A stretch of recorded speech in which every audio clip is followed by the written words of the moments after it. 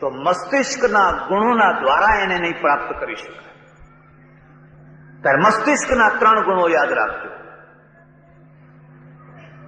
મસ્તિષ્કના 3 ગુણોમાં પહેલા ગુણનું નામ છે વિવેક.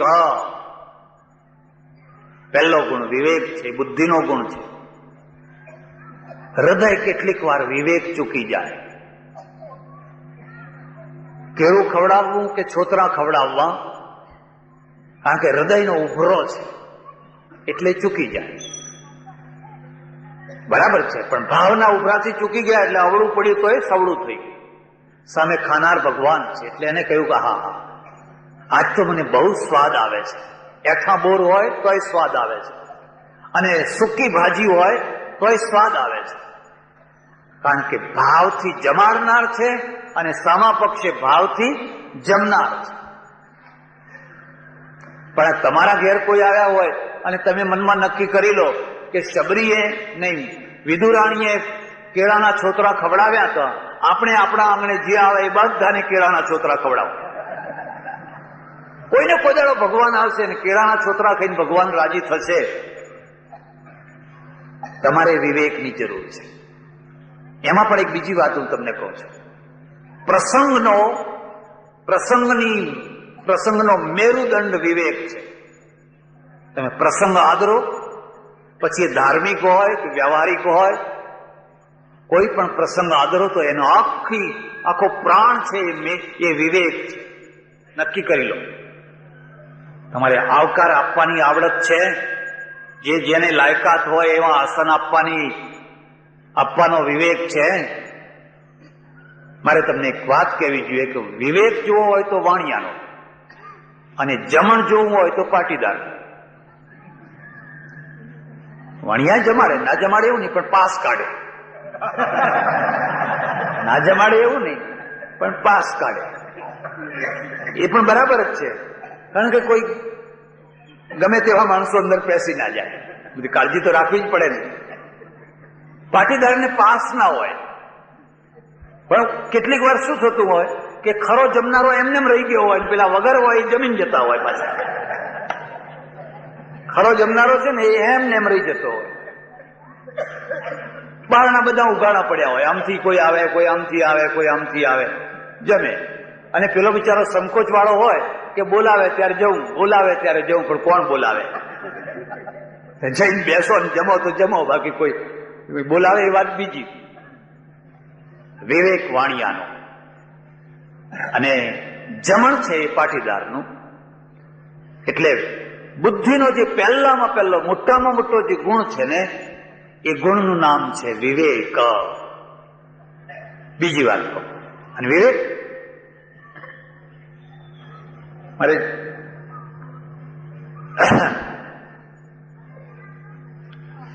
વિવેક છે ને એ પ્રસંગને, પરિસ્થિતિને અનુરૂપ બદલ્યા કરતો હોય છે. માણસો તો દિલ્હીમાં નોકરી કરે, બધા ઘણા લોકો. એક કાશ્મીરનો માણસ, એને પેલા મદ્રાસનો માણસ દિલ્હીમાં નોકરી કરે. એ મદ્રાસના માણસને કહ્યું તું ઉનાળામાં મારે કાશ્મીર આવજે. એટલે કે હા આવીશ, છુટ્ટીઓમાં રજા કાઢવા માટે આવીશ. એ તો કાશ્મીર ગયો. કાશ્મીર ઠંડો પ્રદેશ, એટલે એને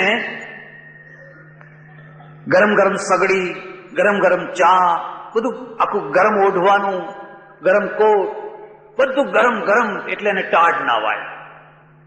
પેલા એ બધી નોંધ કરી રાખી.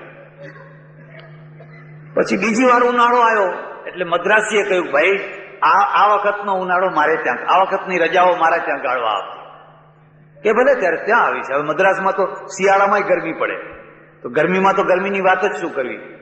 એને પેલા કાશ્મીર વાળાએ જેટલું કરેલું એ બધું કર્યું. અહીંયા ગરમ ગરમ ધાબળા, ગરમ ગરમ સગડી, બધું ગરમ ગરમ. ને પેલો બિચારો પરસેવે મરે. અરે ભાઈ ના, પણ તારા કરતો સવાયું કરી છે. એમ કે હું કઈ જેવો તેવો માણસ નથી. આનું નામ શું કહેવાય? આનું નામ અવિવેક કહેવાય. એને એ યાદ રાખવું છે, કાશ્મીર દેશ જુદો છે, કાશ્મીરનો કાળ જુદો છે, અહીંયા દેશ જુદો છે, અહીંની પરિસ્થિતિ જુદી છે. અહીંયા તો આઈસ્ક્રીમ લાવવાનો હોય, બરફ લાવવાનો હોય, એર કુલર કે પંખા મૂકવાના હોય. બસ આનું નામ અવિવેક છે. એટલે મસ્તિષ્કનો જે ગુણ છે ને, એના પહેલો ગુણ છે વિવેક. બીજો જે ગુણ છે એ ગુણનું નામ છે તત્વમીમાંસા, તત્વદૃષ્ટિ. આ બુદ્ધિનું કામ છે. નાના બાળકને તમે જોજો કે સતત તમને પ્રશ્નો પૂછ્યા કરે છે, સતત. આ કોણ છે, આ કેમ છે. એક નાની બેબી એમ મને પૂછેલું અમેરિકામાં, તમે ઓરેન્જ કપડાં કેમ પહેરો છો? તારા બાપે ના પૂછ્યું કોઈ દાડો? આજ સુધી મને કોઈએ નથી પહેર્યું કે આ ભગવો કલર કેમ, લીલો નહીં, પીળો નહીં, કાળો નહીં, ધોળો નહીં, આ ભગવો જ કેમ? એ મહારાજ પહેરે તો ભગવો, ભગવો બરાબર પહેરે. તત્વ દૃષ્ટિ, તત્વ મીમાંસા તમારી બુદ્ધિની આ ખાસિયત છે. અને જે નિરીક્ષણ કરી શકતા હોય તત્વ, એ જ પછી મુનિ થાય, એ જ ઋષિ થાય, એ જ આઈન્સ્ટાઈન થાય, એ જ આર્કિમિડીઝ થાય, એ જ ન્યૂટન થાય. કારણ કે એની અંદર તત્વ દૃષ્ટિ છે. આ ફૂલને કોઈ કવિ છે ને કવિતા બનાવશે ગુલાબના ફૂલની, એને બધી કલ્પનાઓ જ થયા કરશે કે હા ફૂલ આવું છે, ના ફૂલ આવું છે, ના ફૂલ આવું છે. પણ એક વૈજ્ઞાનિકના આગળ આ ગુલાબ મૂકો ને એટલે એને એમ જ ને કે થયા કરે કે આમાં ચૂનો કેટલો હશે, આમાં કાર્બોહાઈડ્રેટ કેટલો હશે, આમાં સુગર કેટલી હશે, આમાં ફલાણું કેટલું હશે. અને એ બધી વાત તમારા આગળ કરે એટલે તમારું માથું ચડી જાય કે આમાં સુગર ખોળે. ખાંડના ડબ્બામાં ખાંડ હોય, ગુલાબમાં સુગર હોય, પણ એ તમને ટકાવારી કાઢી આપે કે આમાં આટલા ટકા સુગર છે, આટલા ટકા ફલાણું છે, આટલા ટકા ફલાણું છે, આમાંથી ફલાણું થાય. આ મસ્તિષ્કનો ગુણ, આ હૃદયનો ગુણ નથી, આ મસ્તિષ્કનો ગુણ છે. મસ્તિષ્કનો એક ત્રીજો ગુણ છે અને બહુ મોટો ગુણ છે. એ ગુણનું નામ છે સહિષ્ણુતા. તમને સમાધાન કરતા આવડે છે? એક મુદ્દો યાદ રાખજો, હૃદય કદી સમાધાન નથી કરી શકતું, મસ્તિષ્ક સમાધાન કરે છે. એક માણસને 200 રૂપિયા આપ્યા, તમારા પાનના ગલ્લાની દુકાન છે, ઉઘરાણી પત્તી નથી. પછી તમે છેવટે કહો છો કે ભાઈ 200 નહીં તો ચાલ 150 આપે, હું તારું ખાતું માંડી વાળું છું. પેલો તમને 150 આપે છે ને તમે 200 નું ખાતું પૂરું કરી દો છો. આ બુદ્ધિનું સમાધાન છે. બુદ્ધિવાળો સમજે છે કે 150 તો 150 લેવા દો ને, આખા 200 જશે, એના કરતા જે છે એ લઈને સમાધાન કરવા દો ને. આ એક સમાધાન છે. એ સહિષ્ણુ વૃત્તિમાંથી આ પેદા થતું હોય છે. તમારે સમાજમાં રહેવું હોય, ઘરમાં રહેવું હોય, કુટુંબમાં રહેવું હોય તો આ બુદ્ધિની આ કેળવણી કરેલી જ હોવી જોઈએ. છોકરા સાથે સમાધાન કરી શકો છો, પત્ની સાથે સમાધાન કરી શકો છો, પતિ સાથે સમાધાન કરી શકો છો, તમારા નોકર સાથે સમાધાન કરી શકો છો. મેં એવી ઘણી બહેનો જોઈ છે જેમના ત્યાં અઠવાડિયાથી વધારે કામવાળી ટકતી જ નથી. અઠવાડિયું તો બહુ થઈ ગયું, અઠવાડિયાથી વધુ ટકતી જ નથી. અને તમે એમના ઘેર જાઓ એટલે સૌથી પહેલું કામવાળી પુરાણ શરૂ થાય. એ જ કહે ઘાટી નથી, કામવાળી નથી રહેતી, કામ નથી રહેતી. કેમ? મોડી આવે છે, આમ કરે છે, તેમ કરે છે. હવે સમાધાન કરો, કાં તો જાતે ઘસો વાસણ, કાં તો પછી એના સાથે સમાધાન. સમાધાન કર્યા વિના એક ડગલું નહીં ચાલી શકે. અને બુદ્ધિના દ્વારા થશે. હૃદય સમાધાન નથી કરતું. આ વાતને સમજજો જરા. હૃદય સમાધાન નથી કરતું, એ તૂટે છે, એમાં તિરાડ પડે છે. પછી ઉપરથી દબાણ કરીને તમે જે કરો એ કરો, પણ એ હૃદય કદી સમાધાન નથી કરતું. મારી વાત તમને સમજાય છે? એક છોકરો છે, અમારે ત્યાં હમણાં એક દાખલો બની ગયો, અમેરિકાથી આવેલો એટલે પછી ચડોતર એ ચડોતર છે. તમે તો બધા ભાગ્યશાળી છો. એમાંય કડવા પટેલ તો બહુ મોટા ભાગ્યશાળી છે કે એમના સમાજમાં કુલક્ષણો નથી બેઠા. અમારે ત્યાં મૃત્યુ નથી પરણતો, કન્યા નથી પરણતી, સોનું પરણે છે. સોનું પરણે છે. એટલે એક જગ્યાએ કન્યાવાળાએ કહ્યું 60 તોલા સોનું. ને 1 લાખ રૂપિયા રોકડા. નક્કી થયું. છોકરાને પસંદ પડ્યું, બધું બરાબર.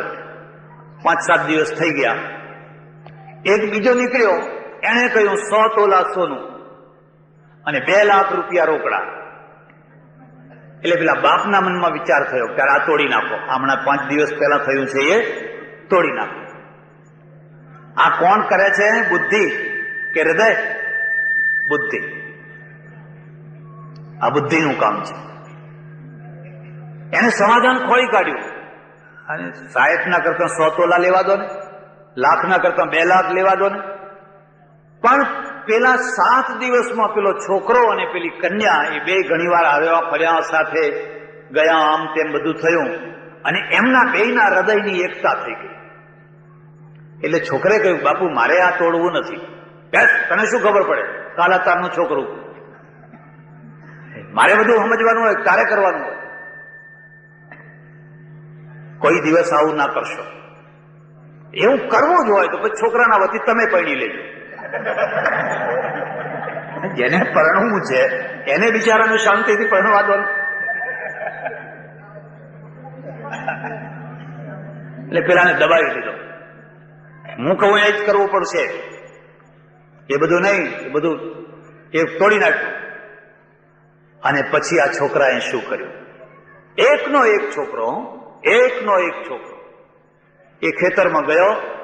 પેલી દવા આવે છે ને કપાસને છાંટવાની કેવી, એ દવા, એ લાઈટ બંધ કરાવી દો એવું હોય તો, એમાંથી તણખા નીકળે છે. આ બાઈકે બંધ પડ્યું.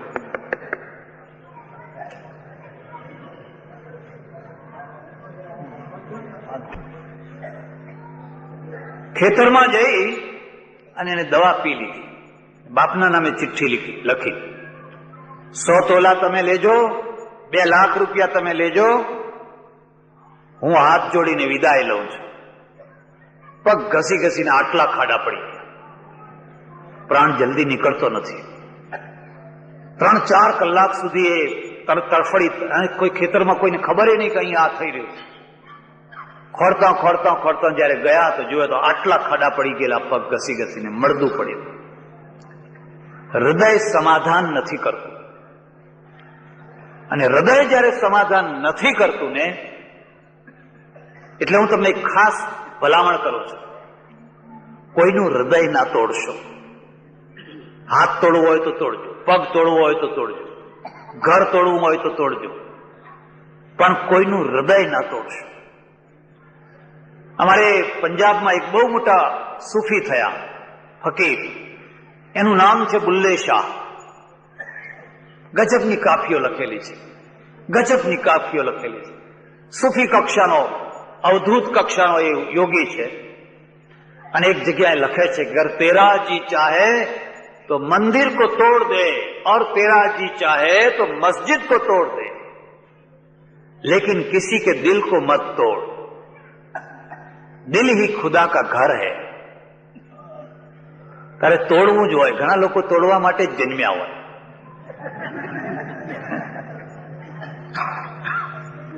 કોઈના હક પણ તોડે, પોતાના ઘરનું ભાડું ખર્ચીને જાય. તોડે એટલે એમને શાંતિ થાય, બરાબર છે. કેટલાક જોડવા જન્મ્યા હોય, એમની એ પણ ઘરનું ભાડું ખર્ચીને જાય, પણ તૂટતું હોય તો એ જોડી આવે. ગામમાં કોઈનું ઘર તૂટતું હોય તો જોડી આપે, કારણ કે જોડવા જન્મેલા છે. બેયની જરૂર છે. એક કાતર છે ને એક સોય છે. કાતરનું કામ કાપવાનું છે અને કાપેલા ટુકડાને જોડી આપવાનું કામ સોયનું છે. સોય નાની છે પણ મહાન છે. કાતરની એ જરૂર છે, કારણ કે વેતર્યા વિના પછી શું, એમને એમ તાકો જો સીધો સીવવા માંડો તો ખબર નહીં શું થઈને ઉભું રહે. એટલે જો તારે તોડવું જ હોય તો કોઈ મંદિર તોડી નાખજે, કોઈ મસ્જિદ તોડી નાખજે, કે નવી થઈ જશે, ઉલટી સારી થઈ જશે, પણ કોઈના હૃદયને ના તોડીશ. કારણ કે હૃદયને જોડનારી જે ઈંટો છે ને આજ સુધી પેદા થઈ જ નથી. એને સાંધનારી સિમેન્ટ કોઈ ફેક્ટરીમાં બની જ નથી. એને ચણનારો કોઈ કડિયો હજુ સુધી પેદા થયો જ નથી. મોટામાં મોટી આ આરાધના છે. એટલે હૃદયમાંથી બે ગુણો નીકળે, પ્રેમ અને શ્રદ્ધા. પ્રેમ અને શ્રદ્ધા બંને છે ને સમાધાન નથી કરતા, અને જે સમાધાન નથી કરતા ને એ બલિદાન થતા હોય છે. નહીં તો સમાધાન થઈ જાય, બલિદાનનો કોઈ પ્રશ્ન જ નથી. એ લૌકિક ભૂમિકાએ હોય કે અલૌકિક ભૂમિકાએ. મીરાબાઈને કહ્યું રાણાએ, અરે મીરા, મારા કુળની આબરૂ જાય છે, સાધુઓ વચ્ચે બેસે છે, નાચે છે આખી દિવસ ભગતડા ભેગી, તને શરમ નથી આવતી? આપણું ઘર કયું, આપણું ખાનદાન કેવું, અજલ પડદામાં રહેવું જોઈએ. મીરાએ કહ્યું, હા તમારી વાત સાચી છે, પણ રાણા હું મારા વશમાં નથી, હું મારા હાથમાં નથી. હું એ સમજુ છું. સમાધાન ના કરી શક્યા મીરા. અને મીરાએ જો સમાધાન કર્યું હોત ને તો એને મેવાડ ના છોડવું પડ્યું હોત. રાણા પ્રતાપે જો સમાધાન કર્યું હોત ને તો એ માનસીને જયસિંહ કરતા વધારે સુખી થયો હોત. નરસિંહે જો સમાધાન કર્યું હોત ને તો નરસિંહ બધાની માફક સુખી થયો હોત, પણ એને સમાધાન ના કર્યું. કારણ કે હૃદય જેવી માણસ છે, બુદ્ધિ જેવી માણસ નથી. એટલે આ પ્રેમ અને લૌકિક ભૂમિકામાં તમને કહું, શ્યાણી ને વિજાણન, એના બાપે કેટલું સમજાવ્યું, તને જોઈએ એટલા વિજાણન કરતા ચડિયાતા લાવી આપું. શ્યાણીએ કહ્યું, ના, મારે હવે બીજો કોઈ ના. સમાધાન ના કર્યું. પેલી બાજુ વિજાણનને સમાધાન ના કર્યું, તો એને ગણ્યા હતા. અને બંને હિમાળે હાડ ગાળવાનું બલિદાન. સમાધાનમાં તો ખાધું પીધું ને રાજ કર્યું, એનો કોઈ ઇતિહાસ ના હોય. એમાં તો રાજકારણ હોય કે અત્યારે આ જીપ સારી છે, બેસવા જેવી છે.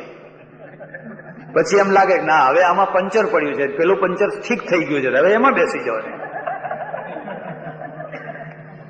અને પછી પાછું જો એમાં પંચર પડે અને આ જીપ સારી થઈ જાય તો કહી દેવાનું કે આ તો ભૂલથી લોકોએ મને આમાં નાખી દીધો હતો, બાકી હું તો આમાં હતો જ નહીં. આ તો સમાધાન છે, આ સમાધાન છે. એટલે લખ્યું છે, પ્રેમ પંથ પાવકની જ્વાળા, ભાળી પાછા ભાગે જોને, માહી પડ્યા તે મા સુખ માણે, દેખન હારા દાજે જોને, હરિનો માર્ગ છે શુરાનો, નહીં કાયરનું કામ જોને, પ્રથમ પહેલા મસ્તક મૂકી, વર્તી લેવું નામ જોને. એટલે હૃદય છે ને એના બે ગુણો યાદ રાખજો. બે ગુણો નહીં, આ જીવનની બે પાંખો છે. જીવન રૂપી પક્ષીને ઉડવા માટેની આ બે પાંખો છે. એકનું નામ પ્રેમ, બીજીનું નામ શ્રદ્ધા.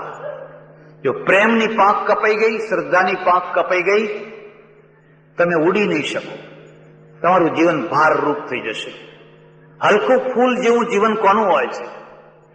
એક છોકરું માંદું પડે છે, એની માં એના મંદવાડમાં 2 મહિનાના ઉજાગરા કરે છે અને છતાં થાકતી નથી.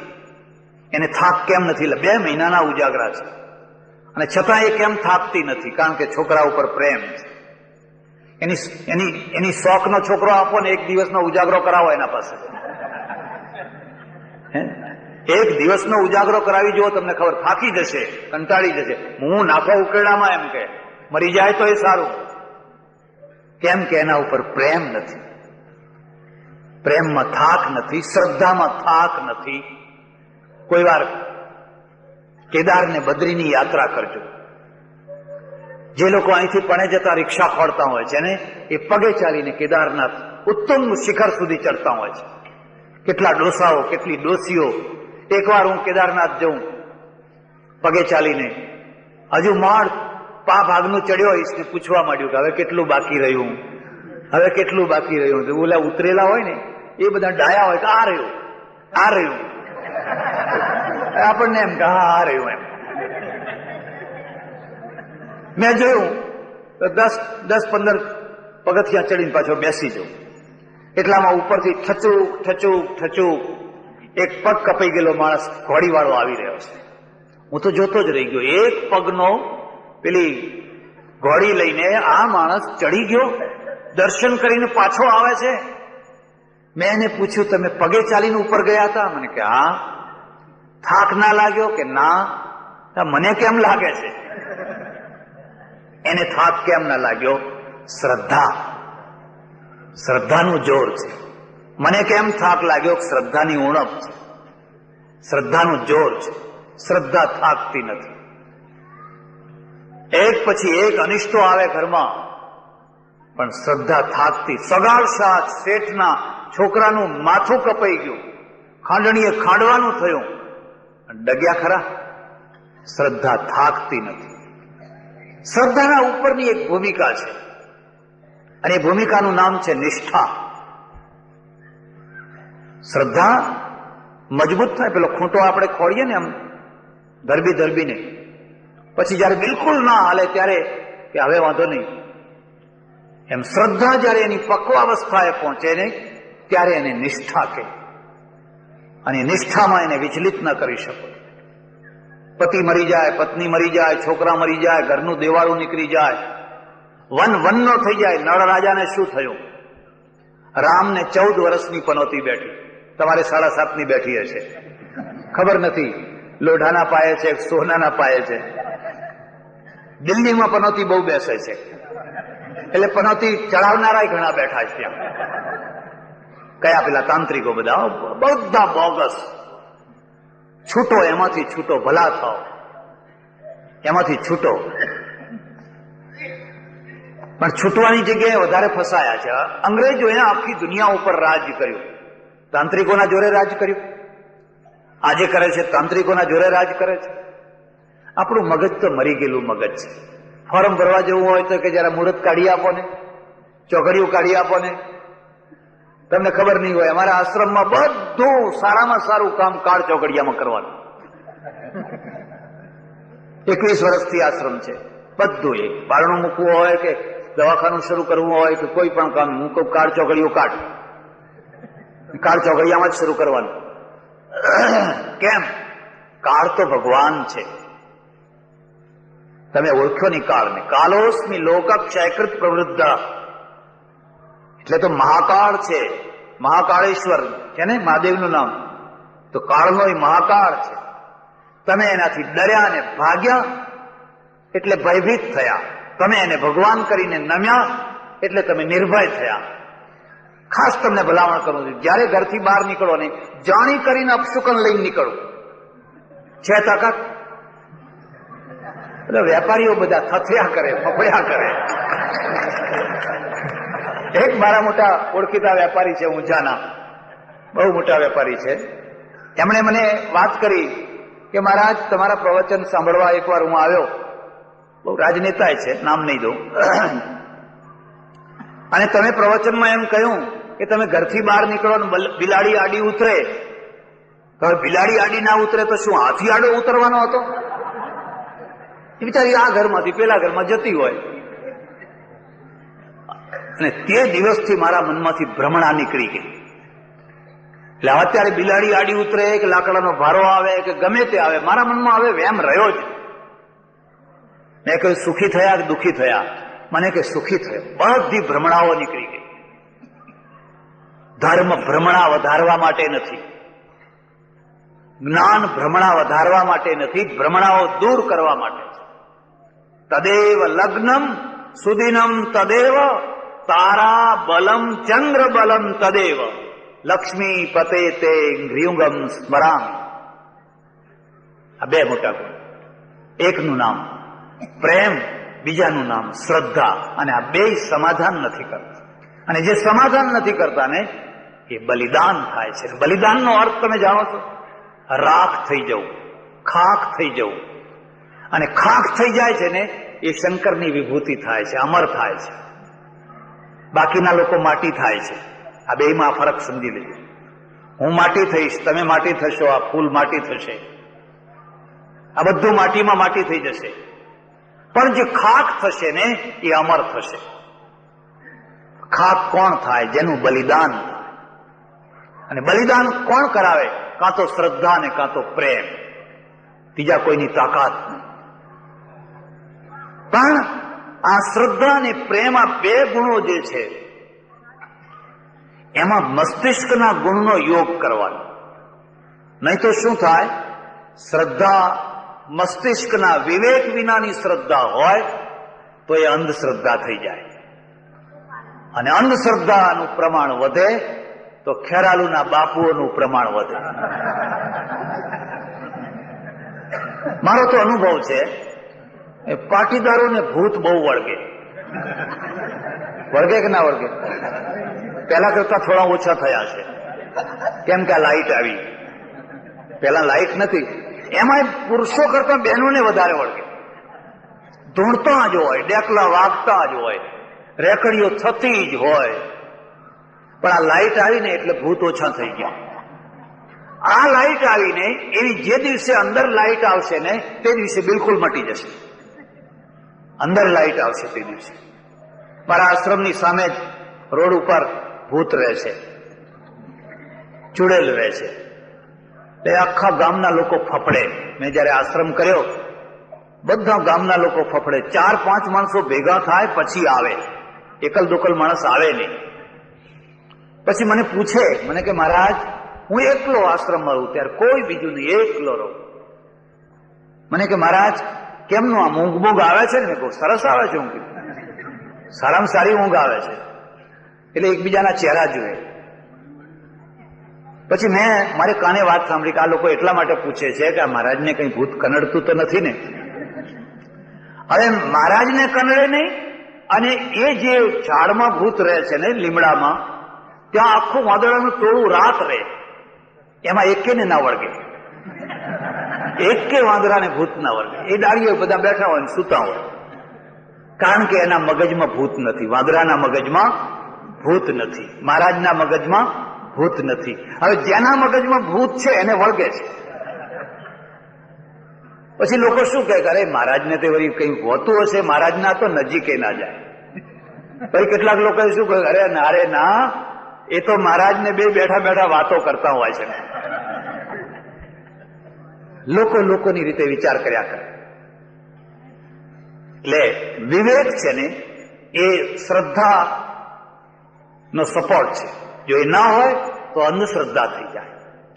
પ્રેમ છે એ પ્રેમમાં વિવેકનો ટેકો જોઈએ. જો વિવેક વિનાનો પ્રેમ હોય તો એ મોહ થઈ જાય, તો એ મોહ થઈ જાય, બરબાદ કરનારો થઈ જાય. બલિદાન થનારો નહીં, બરબાદ કરનારો થઈ જાય. બલિદાન અને બરબાદીમાં અંતર છે. બલિદાન તો ત્યાગ છે, અને બરબાદી તો વિનાશ છે. એટલે સજ્જનો, મોટામાં મોટો ગુણ છે. મેં આ 3 જગત, 3 ત્રિવિક્રમના 3 પરાક્રમ કયા. આ સ્થૂલ જગત બવડાથી જીતવાનું છે. પેલું અદૃશ્ય જગત છે એ જ્ઞાનથી જીતવાનું છે, વિજ્ઞાનથી જીતવાનું છે. પણ અદૃશ્ય જગતના ઉપરનું જે અચિંત્ય જગત છે એ હૃદયથી જીતવાનું છે.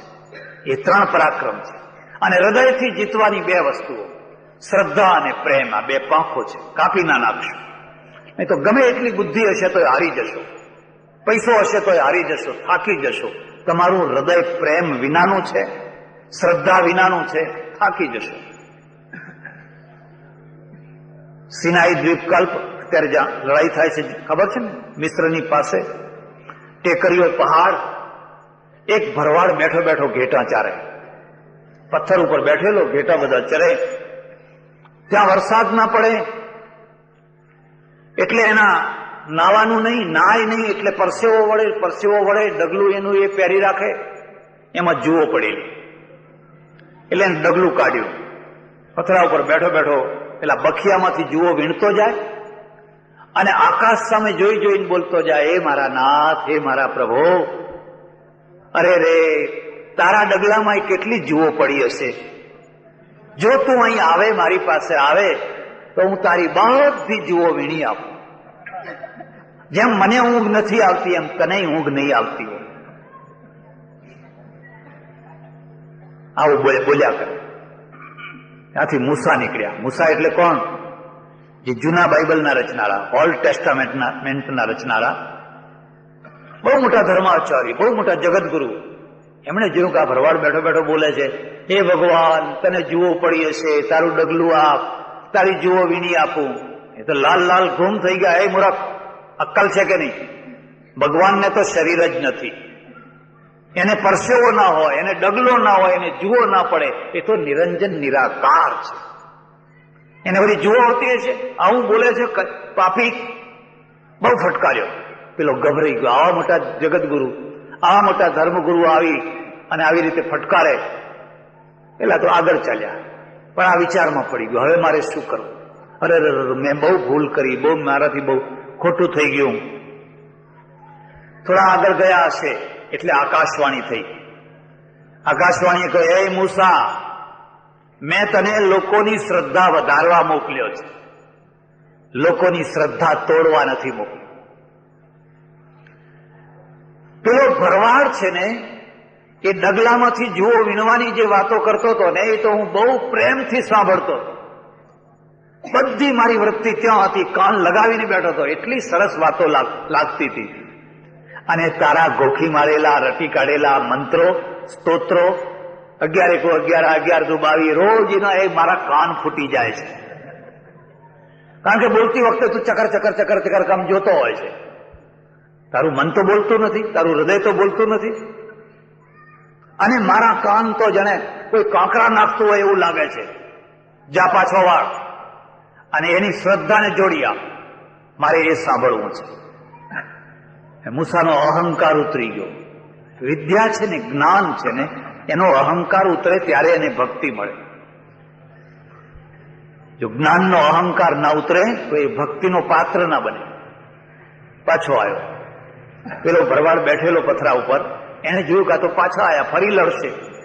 ગભરાયો એ તો ઉભો થઈ ગયો. મૂસા નજીક આવીને ભરવાડને દંડવત કર્યા, પગે લાગ્યો, પગમાં પડી ગયો. અરે ભાઈ, હું ભણીને પણ ભગવાનથી દૂર ગયો અને તું વગર ભણે ભગવાનના નજીક ગયો. શું કહો છો? કે હા, મને ભગવાન હમણાં સામે મળ્યા. એમને શરીર છે, એમને પરસેવો વળે છે, એમને ડગલું છે, એમને જુઓ પડી છે, રાત્રે ઊંઘ નથી આવતી. સાચું? હા. એટલે ભગવાન કહેતા હતા, પેલા ભરવાડને કહેજે કે મારા ડગલામાંથી જુઓ વીણવાની જે વાત કરતો હતો એ કરે, કારણ કે મને રાત્રે ઊંઘ નથી આવતી. ભરવાડની આંખમાંથી આંસુ વહી રહ્યા છે, ચોધાર આંસુ વહી રહ્યા છે. ઓહ, મારા ભગવાનને કેટલું દુઃખ થતું હશે. આ શ્રદ્ધા છે, આ કાલી ગયેલી શ્રદ્ધા છે.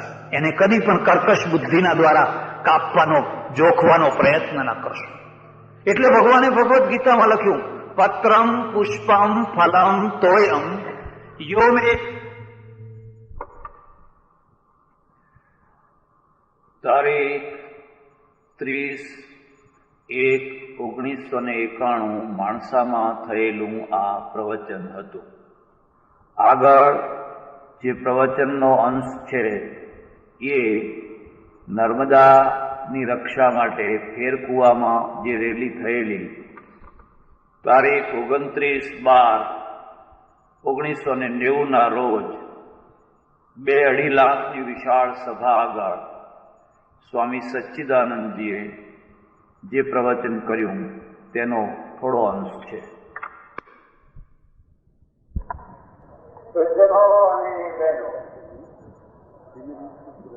સૌરાષ્ટ્રમાં એક રિવાજ છે,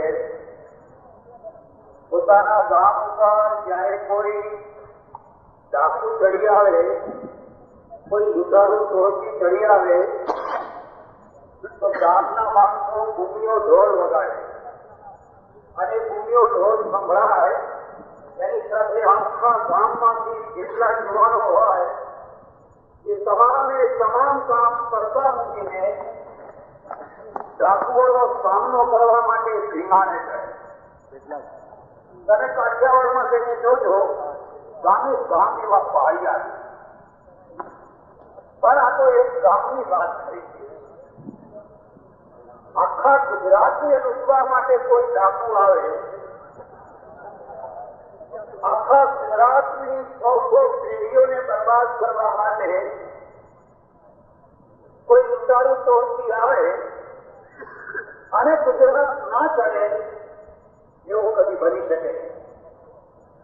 આજે અહીંયા સૌરાષ્ટ્રમાંથી, કચ્છમાંથી, ઉત્તર ગુજરાતમાંથી, દક્ષિણ ગુજરાતમાંથી, ગુજરાતના ખૂણે ખૂણેથી આભાર વ્રત સૌ કોઈ આવ્યા. હું જે શબ્દ વાપરું છું એ સમજીને વાપરું. કોઈની સંપત્તિ લૂંટવી એની ઈચ્છા વિના એના અધિકારને પડાવી દેવો એ ડાકુગીરી. અને જો એ ડાકુગીરી હોય તો જેમાં ગુજરાતની સેંકડો પેઢીઓનો ઉદ્ધાર છે એવી નર્મદા યોજના, એ નર્મદા યોજનાને તોડવા માટે, એ બાંધને તોડવા માટે એક વ્યવસ્થિત ષડયંત્ર લઈને હમણાં ભાઈ શ્રી અશોકભાઈએ જેમ કહ્યું એમ એક બાબાના અંધારી વ્યક્તિ આવે અને ગુજરાત ચૂપ રહે એ કદી બની શકે નહીં. તમને યાદ હશે સીતાજીનું હરણ કરવા માટે રાવણે પણ સાધુનો વેશ લીધો. એટલે કોઈના વેશ માત્રથી મોહિત થઈ જવાની જરૂર નથી. આમ તો એમ સમજતા હતા કે મારું કામ તો સરળ છે. જેમ ગાંધીજીએ દાંડી યાત્રા યોજી એવી રીતે હું પણ ગુજરાતમાં બેસી જઈશ અને બાંધ તોડીને ચાલ્યો આવી. પણ એમને ખબર નથી કે આ ગુજરાતમાં ગાંધીવાદીઓ રહે છે અને સરદારવાદીઓ પણ રહે છે. અમારા અંદર બે મહાપુરુષો બેઠા છે. અમારા અંદર ગાંધીજી પણ બેઠા છે અને અમારા અંદર સરદાર પણ બેઠા છે. દુર્યોધનને મનાવવા માટે ભગવાન કૃષ્ણે જેટલા હાથ જોડ્યા, જેટલી પ્રાર્થના કરી, એટલા હાથ અને એટલી પ્રાર્થના ગુજરાતના નેતાઓએ કરી. બાબુભાઈ સ્વયં એમને મળવા ગયા, બીજા નેતાઓ ગયા, બાબા બાબા બાબા માની જાઓ, માની જાઓ, માની જાઓ. હાથ જોડવામાં બાકી ના રાખ્યો. જયારે કોઈ ઉપાય ના રહ્યો પણ તેમનો એક જ એમની માગણી છે, તરત જ બંધ કરો, પછી આગળની વાત કરશું. હવે આજે કોઈ પાનનો ગલ્લો છે કે બંધ કરી દેવાય? આ કોઈ સામાન્ય દુકાન છે કે આપણે દારૂ મારી દીધું એટલે બંધ થઈ ગયું? જેના પાછળ કરોડો રૂપિયાની મશીનરી રોકાયેલી હોય, જેની પાછળ હજારો માણસો રોકાયેલા હોય, જેની પાછળ દેશ અને પ્રદેશના અબજો રૂપિયા રોકાયેલા હોય, એ મદદ વિનાના માણસના કહેવાથી બંધ કરી દેવામાં આવે તો એ કદી બની શકે. મારું એવું માનવું છે ડોક્ટરોની તપાસ કરવી જોઈએ કે બાબા આંબેડકરના અંદર મગજ છે કે નહીં. ડોક્ટરોની તપાસ કરવી જોઈએ કે આ માણસના અંદર હૃદય છે કે નહીં. જો એ માણસના અંદર હૃદય હોય તો આટલી પ્રાર્થનાઓ પછી કંઈ પૂરું થયું હોય. જો એ માણસ પાસે મગજ હોય તો સેંકડો એન્જિનિયરો, હજારો આર્કિટેક્ટો, હજારો અર્થતંત્રીઓ આ બધા દ્વારા જે 40 વર્ષ પછી જે નિર્ણયો લેવાયા છે એની કંઈક યુક્તિ સમજો, એની કંઈક વાતને સમજો.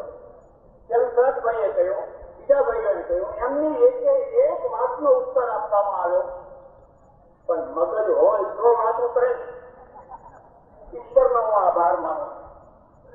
બહુ સારું થયું એ આજ ન આવ્યા.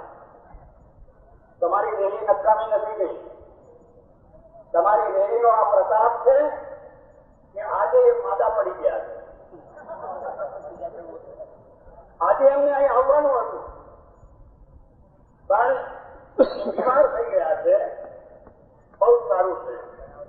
આજે જો એ આવ્યા હોત તો એમને અમને નર્મદામાં ડૂબવાની જરૂર ના પડે. આ જે જનતા રૂપી જે નર્મદા એકઠી થઈ છે એના એટલા પ્રચંડ મોજા ઉતરી રહ્યા છે કે આપોઆપ જળ સમાધિ થઈ જાય. મારે એમને એક પ્રશ્ન પૂછવો છે. કોઈ માણસનું મળવું નદીમાં પ્રવાહિત કરવામાં આવે કોઈ જન સમાધિ લે, કોઈ આત્મહત્યા કરે, નદીનું પાણી પર્યાવરણની દ્રષ્ટિએ દૂષિત થાય કે નહીં? એ પાણી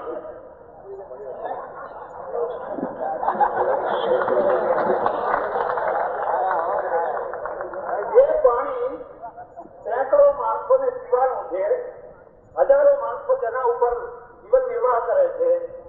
તમે પ્રદૂષણ ફેલાયું પણ મરીને તો પ્રદૂષણ ના ફેલાવો.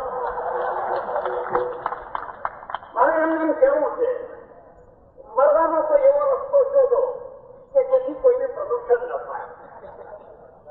એવો એક રસ્તો શોધો, બહુ સારું છે.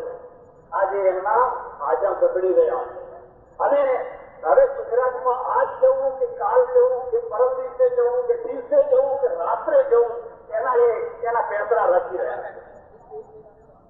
જો એ સાચા ગાંધીવાદી હોત અને એમનામાં એ ખુમારી હોત તો એમના સમય પ્રમાણે આજે આવી ઉભા હોત. ગાંધીજીએ કહ્યું મીઠાને ઉપાડી ગાંધી યાત્રા કરી, અંગ્રેજોની ફોજ ઉભી કરી લીધી, મસ્ત ના થયા. પણ એ સાચો રૂપિયો, આ તો ખોટો રૂપિયો.